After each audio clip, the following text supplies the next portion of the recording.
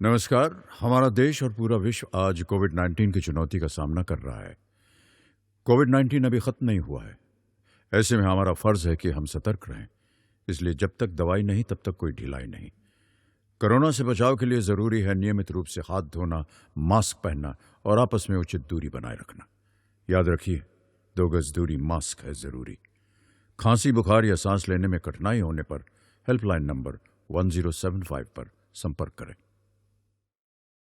जय हिंद बच्चों, मैं रश्मि नायक, उच्च माध्यमिक शिक्षक, शासकीय नवीन उच्चतर माध्यमिक विद्यालय चूनाभट्टी भोपाल से जीव विज्ञान कक्षा 12वीं में आज हम पुनरावृत्ति करेंगे आनुवंशिकी एवं विकास के अंतर्गत अध्याय वंशागति के आणविक आधार। बच्चों, आज हम आनुवंशिकी एवं विकास के अंतर्गत पुनरावृत्ति कर रहे हैं। वंशागति के आणविक आधार के अंतर्गत आज हम पढ़ेंगे पुनरावृत्ति में डीएनए की संरचना, डीएनए का रेप्लिकेशन, इसके बारे में आज हम पुनरावृत्ति करेंगे। जैसा कि बच्चों आपको इस चित्र में दिखाई दे रहा है, हम पिछली कक्षा में पढ़ चुके हैं, पूरा इसका अध्ययन कर चुके हैं कि एक कोशिका होती है, कोशिका के अंदर क्या होता है, केंद्रक, और केंद्रक में क्या होता है, गुणसूत्र, और यह गुणसूत्र एक धागे नुमा रचना से बना होता है जिसे हम कहते हैं डीएनए। तो आज हम इसी डीएनए का विस्तृत अध्ययन करेंगे। बच्चों, जैसा कि पिछली कक्षा में बताया था कि आनुवंशिक पदार्थ की खोज फ्रेडरिक मिशन ने की थी। इसके बाद आल्टमैन ने इसको न्यूक्लिक एसिड नाम दिया और लेविन ने इसको न्यूक्लिक अम्ल को 2 प्रकार में बांटा। अब यदि हम डीएनए की परिभाषा की बात करें तो डीएनए किससे मिलकर बना है, carbon, hydrogen, oxygen, nitrogen, phosphorus के तत्वों से मिलकर बना एक डीऑक्सीराइबो न्यूक्लियोटाइड का पॉलीमर है। पॉलीमर अर्थात इसका मोनोमर क्या है, न्यूक्लियोटाइड, और यह जीवों में आनुवंशिक सूचनाओं को एक पीढ़ी से दूसरी पीढ़ी तक पहुंचाने का कार्य करता है। अब यदि हम डीएनए की संरचना देखें तो डीएनए का यदि हम जलीय अपघटन करें तो डीएनए पॉलीन्यूक्लियोटाइडेज एंजाइम के द्वारा ये किस में टूट जाता है, न्यूक्लियोटाइड में, और बाद में फास्फेटेज एंजाइम के द्वारा टूटता है न्यूक्लियोसाइड और फास्फोरिक अम्ल में, और बाद में न्यूक्लियोसाइडेज एंजाइम के द्वारा ये टूट रहा है शर्करा और नाइट्रोजनी क्षार में। अब हम चर्चा करते हैं कि डीएनए का रासायनिक संगठन क्या है। यदि हम डीएनए का रासायनिक संगठन देखें तो डीएनए किससे मिलकर बना है, नाइट्रोजनी क्षार, पेंटोज शुगर और फास्फोरिक अम्ल। और ये जो नाइट्रोजनी क्षार ये कितने प्रकार के होते हैं, 2 प्रकार के, प्यूरीन और पिरिमिडीन। प्यूरीन में हमेशा कितनी रिंग होती है, 2 बेंजीन रिंग।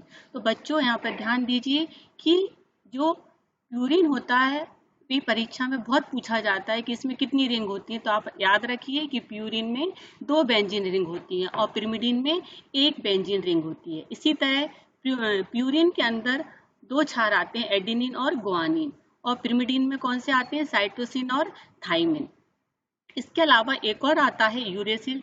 चूंकि हम यहाँ पर अध्ययन कर रहे हैं डीएनए का तो यहाँ पर हम यूरेसिल का नाम नहीं लिखेंगे।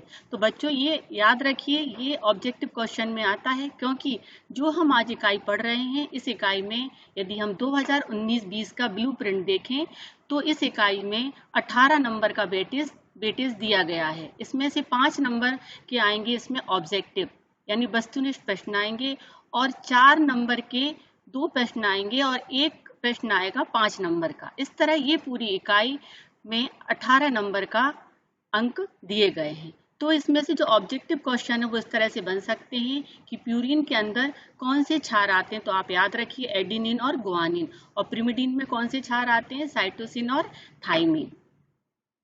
इसी तरह न्यूक्लियोसाइड और न्यूक्लियोटाइड क्या होता है, ये भी परीक्षा में 1 नंबर में पूछा जा सकता है। तो आप याद रखिए कि न्यूक्लियोटाइड शर्करा, फास्फोरिक अम्ल, नाइट्रोजनी क्षार से मिलकर बना होता है, और जो न्यूक्लियोसाइड होता है उसमें क्या साइड हो जाता है, फास्फोरिक अम्ल। यदि फास्फोरिक अम्ल अलग हो गया और शर्करा और नाइट्रोजनी क्षार रहे तो क्या कहलाएगा, न्यूक्लियोसाइड, और यदि शर्करा, फास्फोरिक अम्ल और नाइट्रोजनी क्षार रहे तो क्या कहलाएगा, न्यूक्लियोटाइड।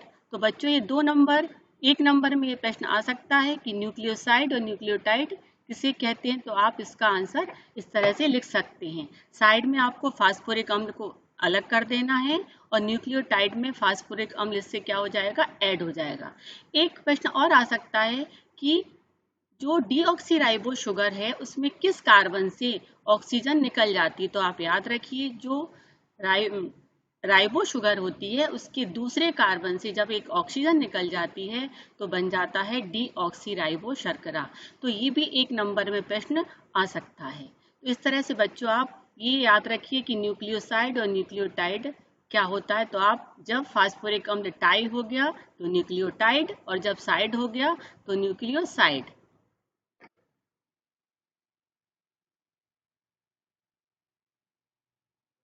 अब बात करते हैं कि डीऑक्सीराइबोन्यूक्लियोटाइड कितने प्रकार के होते हैं।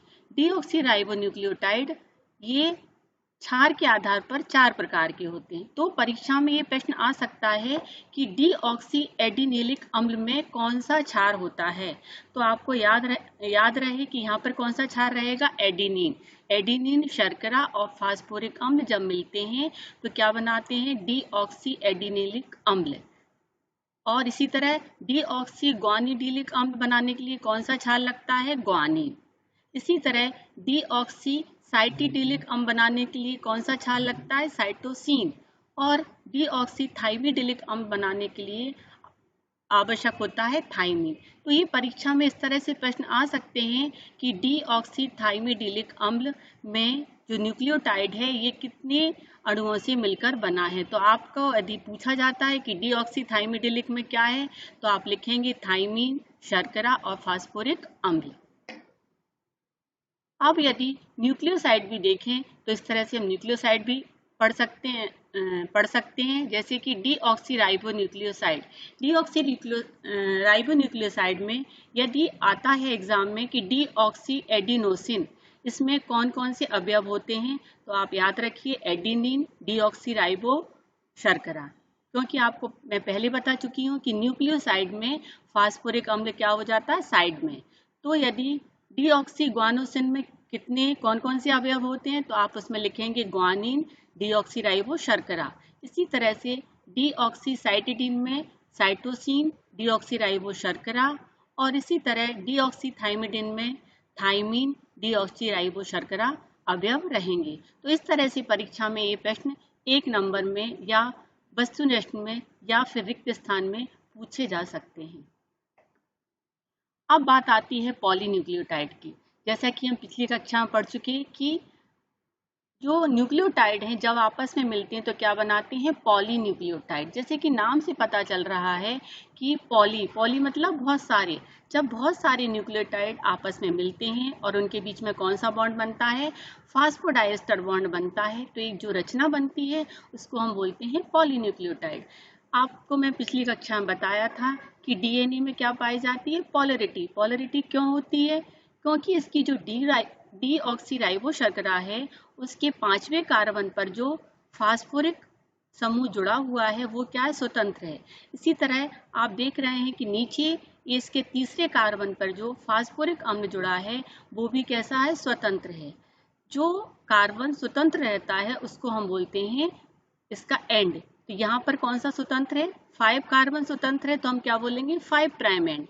और यहाँ पर कौन सा स्वतंत्र है, 3रा कार्बन स्वतंत्र है तो हम बोलेंगे 3 प्राइम एंड। इस तरह से डीएनए में पोलरिटी पाई जाती है।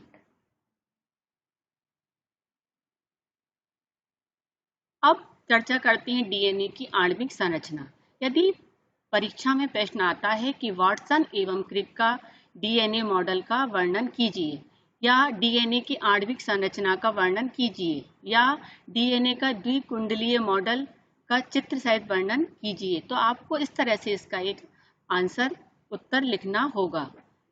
जैसे कि इसमें दिया है कि डीएनए की खोज किसने की थी, डीएनए की वाटसन क्रिक मॉडल किसने दिया था, वाटसन क्रिक और विल्किंसन ने दिया था। और इस कार्य के लिए इन्हें 1962 में क्या मिला, नोबेल पुरस्कार प्रदान किया गया।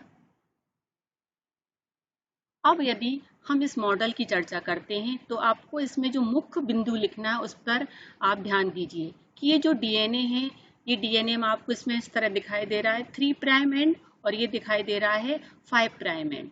ये दोनों डीएनए के डबल स्ट्रैंड एक दूसरे के कैसे होते हैं, प्रति समानांतर। इसमें जो मुख्य बिंदु लिखना है वो सबसे इम्पोर्टेंट जो बिंदु है वो इस तरह से लिखना है कि इसमें पहला पॉइंट आप लिखेंगे कि डीएनए के दोनों स्ट्रैंड एक दूसरे के कैसे होते हैं, प्रति समानांतर। इसको समझने के लिए यदि हम स्टेयरकेस का कल्पना करेंगे तो आपको अच्छे से समझ में आ जाएगा। यदि आप सर्पिलाकार सीढ़ियां जो घर के बाहर लगी रहती हैं उसकी कल्पना करेंगे तो आप इस डीएनए के वाटसन क्रिक मॉडल को बहुत अच्छे से समझ सकेंगे। तो इसमें जो दोनों स्ट्रैंड होती हैं वो एक दूसरे के कैसी होती हैं, प्रति समानांतर होती हैं।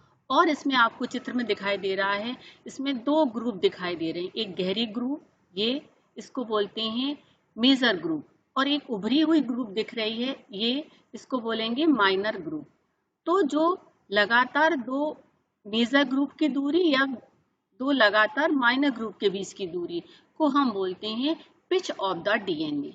बच्चों इसको ध्यान से सुनिए, ये दो लगातार मेजर ग्रुप की या दो लगातार माइनर ग्रुप के बीच की दूरी को हम क्या बोलेंगे, पिच ऑफ द डीएनए। तो ये कितना होता है, 34 एंगस्ट्रॉम। और इस पिच ऑफ द डीएनए में जो बेस पेयर की संख्या होती है वो कितनी होती है, 10। और इसी तरह दो बेस पेयर के बीच की जो दूरी होती है वो कितनी होती है, 3.4 एंगस्ट्रॉम। और इसका जो डायामीटर होता है वो कितना होता है, 20 एंगस्ट्रॉम। तो ये इसके मुख्य बिंदु हैं जो आपको इसके आंसर में लिखना आवश्यक होंगे। आप इसमें देख रहे हैं चित्र में कि ए हमेशा किससे जुड़ता है, टी से। इन दोनों के बीच में डबल बॉन्ड रहता है और जी और सी के बीच में कैसा रहता है, ट्रिपल बॉन्ड रहता है।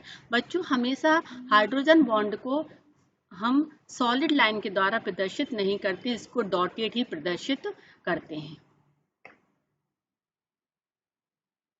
अब हम चर्चा करते हैं चारगाफ के नियम की। डीएनए में उपस्थित क्षारकों की मात्रा का अध्ययन करने के लिए 1950 में इरविन चारगाफ ने एक नियम दिया जिसे हम कहते हैं चारगाफ का नियम। इस नियम के अनुसार डीएनए में जो प्यूरिन क्षारकों की कुल मात्रा है वो पिरिमिडीन क्षारकों की कुल मात्रा के कैसे रहता है, बराबर। अर्थात A + G बराबर कितना होगा, C + T। दूसरी बात यह है कि डीएनए में एडेनिन की मात्रा थाइमिन के कैसे रहेगी, बराबर। और ग्वानिन की किसके बराबर रहेगी, साइटोसिन की। और तीसरा इसमें बताया गया है कि एडेनिन और थाइमिन और ग्वानोसिन और साइटोसिन इनका अनुपात भी हमेशा कितना रहेगा, 1 रहेगा। लेकिन यहाँ पर एक शर्त है कि एक ही जाति के जीवों में तो कैसा रहता है, समान, किंतु विभिन्न जाति के जीवों में ये अनुपात कैसा हो जाता है, अलग अलग। तो ये है चारगाफ का नियम। अब चर्चा करते हैं डीएनए आनुवंशिक पदार्थ के रूप में। यदि प्रश्न आता है परीक्षा में कि डीएनए आनुवंशिक पदार्थ होने के पक्ष में किस किस वैज्ञानिक ने प्रमाण दिए, तो आपको इसमें लिखना है। पहला है ग्रिफिथ का प्रयोग और उसके बाद है हर्शे एवं चेज का। और यदि प्रश्न आता है कि ग्रिफिथ ने अपने प्रयोग में कैसे स्पष्ट किया कि डीएनए एक आनुवंशिक पदार्थ है, तो आपको इसमें इस तरह से उत्तर लिखना होगा। आप लिखेंगे कि ग्रिफिथ ने जो प्रयोग किया वो किस पे किया, डिप्लोकोकस निमोनिया नामक बैक्टीरिया पर काम किया। और ये कौन सा रोग उत्पन्न करता है, निमोनिया रोग। ये दो तरह के होते हैं डिप्लोकोकस निमोनिया बैक्टीरिया, एक एस टाइप के और दूसरे आर टाइप के। जो एस टाइप का होता है उसकी जो कॉलोनी बनती है वो कैसी बनती है, स्मूथ बनती है। और आर टाइप की कैसी बनती है, रफ। और जो एस टाइप का होता है वो कैसा होता है, ब्रूलेंट। ब्रूलेंट क्यों होता है, क्योंकि इसमें रोग उत्पन्न करने की क्षमता रहती है, क्योंकि इसके चारों तरफ क्या होता है, कैप्सूल होता है। और जो रफ होता है वो कैसा होता है, नॉन ब्रूलेंट होता है, इसमें रोग उत्पन्न करने की क्षमता नहीं होती है। अब ग्रिफिथ ने क्या प्रयोग किया, ग्रिफिथ ने देखा, इन्होंने इस तरह से प्रयोग किया। ये भी आपको लिखना होगा, ये आपको इस तरह से चित्र बनाना होगा। यदि आप चित्र नहीं बना सकते हैं तो आप इस तरह से लिखेंगे कि ग्रिफिथ ने पहले क्या किया, ब्रूलेंट को लिया, उसको कल्चर किया और कल्चर करने के बाद चूहे में इंजेक्शन लगाया तो चूहे क्या हो गए, मर गए। दूसरे प्रयोग में उन्होंने क्या किया, नॉन ब्रूलेंट को लिया, इसका कल्चर किया और इसका इंजेक्शन किस में लगाया, चूहे में लगाया, तो चूहे जीवित रहे। और तीसरे प्रयोग में उन्होंने क्या किया, ब्रूलेंट को लिया, उसको गर्म किया और चूहे में इंजेक्ट किया तो देखा कि चूहे कैसे हैं, जीवित हैं। लेकिन चौथा प्रयोग जो था बहुत ज़्यादा यही महत्वपूर्ण प्रयोग था। इस प्रयोग में उन्होंने क्या किया कि जो नॉन ब्रूलेंट थे उसको उन्होंने क्या किया, उसको तो सिंपल लिया और जो ब्रूलेंट थे उसको गर्म कर लिया और दोनों को मिक्स करके जब चूहे में लगाया तो उन्होंने क्या देखा कि चूहे मर गए। ऐसा क्यों हुआ? ऐसा इसलिए हुआ, ये आ सकता है कि आप परीक्षा में पूछा जा सकता है कि ग्रिफिथ के चौथे प्रयोग का स्पष्टीकरण कीजिए कि चूहे क्यों मर गए। तो यहाँ पर आपका स्पष्टीकरण ये होगा कि जब ब्रूलेंट बैक्टीरिया को गर्म किया तो गर्म करने से उसका जो डीएनए था डबल स्टैंडर्ड वो नष्ट नहीं हुआ, डीनेचर हुआ। डीनेचर से तात्पर्य है दोनों डबल स्टैंड के बीच जो हाइड्रोजन बॉन्ड थे वो क्या हो गए, टूट गए और टूटने से डीएनए कैसा होगा, सिंगल स्टैंडर्ड हो गया। उसका प्रोटीन तो नष्ट हो गया लेकिन डीएनए क्या हुआ, डीनेचर हो गया। अब चूंकि डीएनए डीनेचर था, सिंगल स्टैंडर्ड था, तो ये किसके अंदर प्रवेश हो गया, नॉन ब्रूलेंट के अंदर। और इस डीएनए ने नॉन ब्रूलेंट को किसमें परिवर्तित कर दिया, ब्रूलेंट बैक्टीरिया। और आपको पता ही है कि ब्रूलेंट बैक्टीरिया क्या कर देते हैं, ये रोग उत्पन्न कर देते हैं, निमोनिया, जिसके कारण चूहे क्या हो गए, मर गए। तो इस तरह से आप फ्लो डायग्राम के द्वारा भी अपना उत्तर दे सकते हैं। अब प्रश्न ये भी आ सकता है कि ग्रिफिथ ने अपने प्रयोग के द्वारा कौन सा सिद्धांत दिया, तो आप लिखेंगे रूपांतरण दिया। इनके प्रयोग से स्पष्ट हुआ कि जब एक दाता जीवाणु कोशिका के नग्न डीएनए का स्थानांतरण ग्राही जीवाणु कोशिका में होता है, तो जो ग्राही जीवाणु कोशिका है, यहाँ पर ग्राही जीवाणु कोशिका कौन सी थी, नॉन ब्रूलेंट, तो वो किस में परिवर्तित हो गई, ब्रूलेंट के लक्षण उसके अंदर आ गए। तो इसे कहते हैं हम रूपांतरण। तो आपको ये भी इस तरह से लिखना है। अब आता है कि एक प्रश्न इस तरह से भी आ सकता है कि हर्शे और चेज ने अपने प्रयोग में किस तरह से प्रोटीन और डीएनए को डिफ्रेंशिएट करने के लिए रेडियोधर्मी टेक्निक का उपयोग किया। और यह ऐसे आ सकता है कि हर्शे एवं चेज ने अपने प्रयोग के द्वारा जीन बहन को कैसे स्पष्ट किया। तो आइए बच्चों इसको इस तरह समझ सकते हैं। हर्शे एवं चेज ने रेडियोधर्मी अन्वेषण टेक्निक का उपयोग करके इकोलाई नामक बैक्टीरिया पर एवं टेडपोल जीवाणु भोजी पर क्या किया, कार्य किया। जैसा कि आपको पता है कि जीवाणु भोजी किसे कहते हैं, वे वायरस जो बैक्टीरिया पर आक्रमण करते हैं उनको हम क्या कहते हैं, जीवाणु भोजी। अब यहाँ पर ये बात ध्यान देने योग्य है कि इन्होंने क्या किया, हर्शे एवं चेज ने, ये आपको उत्तर में लिखना आवश्यक होगा। हर्शे एवं चेज ने अपने प्रयोग में प्रोटीन को रेडियो एक्टिव करने के लिए क्या लिया था, S35, और डीएनए को रेडियो एक्टिव करने के लिए क्या लिया था, P, फास्फोरस।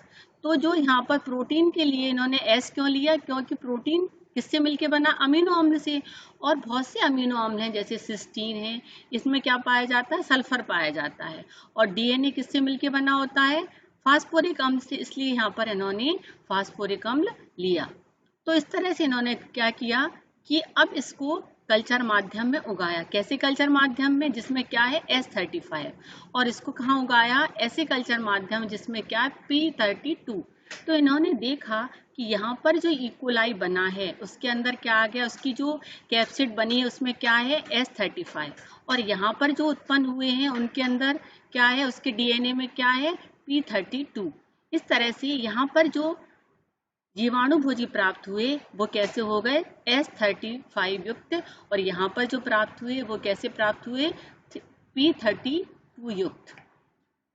तो आइए अब इस तरह से समझ सकते हैं इसको। आपको ये चित्र भी बनाना होगा कि अब जो यहाँ पर बैक्टीरियोफेज प्राप्त होगा, ये आपको चमकीला दिखाई दे रहा है, ये क्या है, इसका कैप्सिड जो किसका बना है, रेडियो एक्टिव। और यहाँ पर ये चमकीला क्या दिखाई दे रहा है, डीएनए, ये भी क्या है, रेडियो एक्टिव है। अब इसको किसके अंदर प्रवेश कराया, बैक्टीरिया के अंदर, इकोलाई के अंदर। तो देखा गया कि यहाँ पर इसकी कैप्सिड कहाँ रह गई, बाहर, मतलब जो रेडियो एक्टिव कैप्सिड थी वो कहाँ रह गई, बाहर रह गई, और अंदर सिर्फ क्या गया, डीएनए। और यहाँ पर ये कैप्सिड बाहर रह गई और जो रेडियो एक्टिव डीएनए था वो कहाँ चला गया, अंदर चला गया। तो यहाँ पर ये देखा गया कि इसकी जो कैप्सिड थी वो रेडियो एक्टिव थी, वो बाहर रह गई, और इसका डीएनए कहाँ चला गया, अंदर चला गया। तो इस तरह से जब इसको ब्लेंडिंग किया गया और ब्लेंडिंग के पश्चात क्या किया गया, सेंट्रीफ्यूगेशन किया गया, तो देखा गया कि जो आनुवांशिक पदार्थ वो कौन सा गया है, डीएनए ही गया है। क्योंकि जब हमने इसको सेंट्रीफ्यूज किया तो ऊपर की तरफ कैप्सिड ऊपर एकत्रित हो गई और इकोलाई कहाँ आ गया, नीचे हो गया। तो जो चमकीला भाग हमें दिखाई दिया वो कौन सा दिया, इसमें डीएनए। तो इस प्रयोग से स्पष्ट हो गया कि डीएनए ही आनुवंशिक पदार्थ है। तो इस तरह से आपको परीक्षा में ये डायग्राम बनाना आवश्यक होगा। अब हम चर्चा करते हैं कुछ अभ्यास प्रश्न की, कि किस तरह से हम इस तरह से इसमें क्या आ सकते हैं, कुछ विकल्प, जो विकल्प आ सकते हैं वो इस तरह से आ सकती हैं। कौन सी शर्करा डीएनए में अनुपस्थित होती है? तो आपको पता है कौन सी शर्करा अनुपस्थित होती है। राइबोज शर्करा पाई जाती है कि नहीं? नहीं पाई जाती है। ग्लूकोज है वो भी नहीं पाई जाती, सुक्रोज भी नहीं और ये भी नहीं। तो हम यहाँ पर आंसर क्या होगा, ये सभी। अगला है न्यूक्लिक अम्ल किसके बहुलक हैं? अमीनो अम्ल के नहीं है, ग्लोब्यूलिन के नहीं है, न्यूक्लियोटाइड के हैं, न्यूक्लियोसाइड के नहीं है। तो यहाँ पर आंसर क्या होगा, न्यूक्लियोटाइड। इस तरह से ये प्रश्न आ सकते हैं। फिर आता है रिक्त स्थानों की पूर्ति कीजिए। यदि रिक्त स्थान की पूर्ति कीजिए में इस तरह से आ जाए कि डीएनए के एक चक्र में कितने न्यूक्लियोटाइड होते हैं, तो आप लिखेंगे कितने, 10। यहाँ पर नामक क्षारक डीएनए में नहीं पाया जाता है, तो आपको पता है यूरेसिल नामक क्षारक डीएनए में नहीं पाया जाता है। अब आता है एक शब्द या वाक्य में उत्तर दीजिए। यदि प्रश्न आता है कि आरएनए कितने प्रकार के होते हैं, तो आपको पता है कि आरएनए कितने प्रकार के होते हैं, 3 प्रकार के, एमआरएनए, टीआरएनए और राइबोसोमल आरएनए। एमआरएनए का पूरा नाम है मैसेंजर राइबोसोमल न्यूक्लिक एसिड और टीआरएनए का नाम है ट्रांसफर राइबो न्यूक्लिक एसिड और आरआरएनए का नाम है राइबोसोमल राइबो न्यूक्लिक एसिड। अब प्रश्न यदि आता है कि न्यूक्लियोसाइड किसे कहते हैं, तो आप आंसर लिखेंगे इस तरह से, एक नाइट्रोजनी क्षारक, शर्करा और फास्फेट समूह मिलकर जो एक रचना बनाते हैं उसे हम कहते हैं न्यूक्लियोटाइड। और यदि ये आ जाता है कि न्यूक्लियोसाइड किसे कहते हैं, तो आप आंसर लिखेंगे कि नाइट्रोजनी क्षारक और शर्करा जब मिलते हैं तो बनता है न्यूक्लियोसाइड। तो दोनों तरह से आ सकते हैं, मैंने एक उदाहरण आपको दिया है।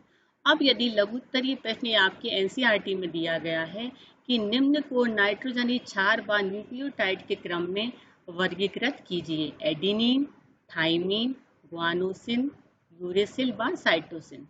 तो आपको यहाँ पर ये पता करना है कि ये क्षार किसके अंतर्गत आते हैं। जैसे एडेनिन है वो किसका प्रकार है, प्यूरिन का। ग्वानोसिन है ये किसका प्रकार है, प्यूरिन क्षार का। और साइटोसिन है ये किसका है, पायरिमिडीन का। और थाइमिन है ये किसका है, ये भी है पायरिमिडीन का।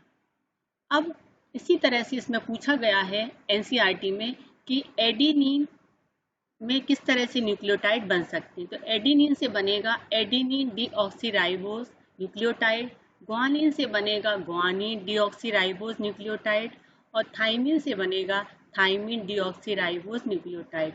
और यूरेसिल से, यहाँ पर आप ध्यान दीजिए, यूरेसिल से क्या बनेगा, यूरेसिल राइबोज न्यूक्लियोटाइड, क्योंकि यहाँ पर कौन सी शुगर होगी, राइबोज शुगर, और यहाँ पर कौन सी शुगर है, डीऑक्सीराइबोज शुगर।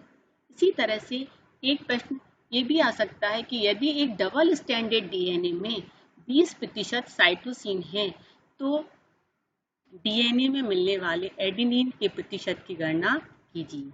यह प्रश्न आधारित है इरविन चारगाफ के नियम पर।